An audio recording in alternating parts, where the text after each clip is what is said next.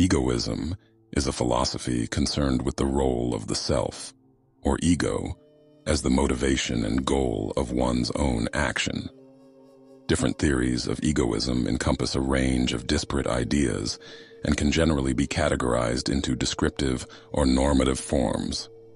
That is, they may be interested in either describing that people do act in self-interest or prescribing that they should.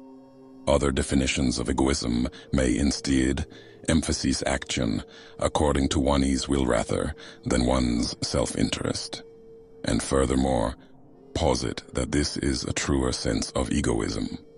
Egoism incorporates in itself certain basic truths.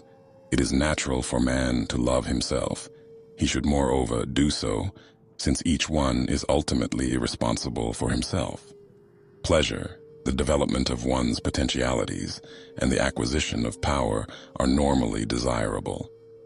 The moral censure of self-interest is a common subject of critique in egoist philosophy, with such judgments being examined as means of control and the result of power relations.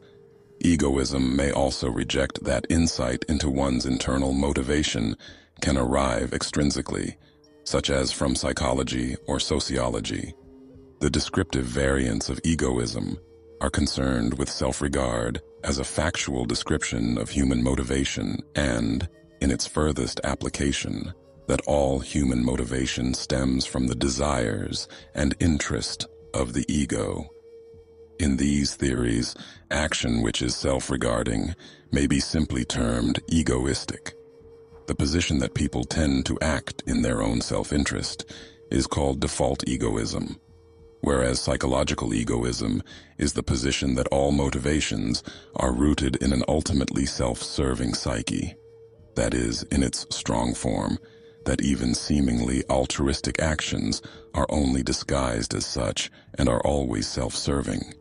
Its weaker form instead holds that, even if altruistic motivation is possible, the willed action necessarily becomes egoistic in serving one's own will.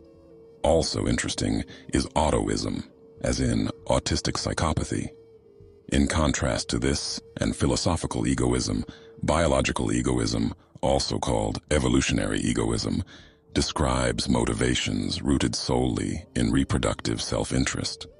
Furthermore, selfish gene theory holds that it is the self-interest of genetic information that conditions human behavior.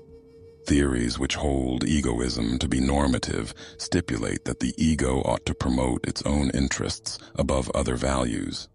Where this ought is held to be a pragmatic judgment, it is termed rational egoism, and where it is held to be a moral judgment, it is termed ethical egoism. Ethical egoism might also apply to things other than acts, such as rules or character traits, but that such variants are uncommon. Conditional egoism is a consequentialist form of ethical egoism, which holds that egoism is morally right if it leads to morally acceptable ends. Since normative egoism rejects the moral obligation to subordinate the ego to society at large or a ruling class, it may be predisposed to certain political implications. Egoists, ironically, can be read as moral and political egalitarians, glorifying the dignity of each and every person to pursue life as they see fit. Mistakes in securing the proper means and appropriate ends will be made by individuals. But if they are morally responsible for their actions, they not only will bear the consequences, but also the opportunity for adapting and learning. In contrast with this, however, such an ethic may not morally obligate against the egoistic exercise of power over others. Philosophical egoism has also found wide appeal among anarchist revolutionaries and thinkers such as John Henry Mackay, Benjamin Tucker, Émile Armand, Han Reiner, Gérard de Lacaze-Dutier, Renzo Novatore, Miguel Jiménez Igualada, and Lev Cherny.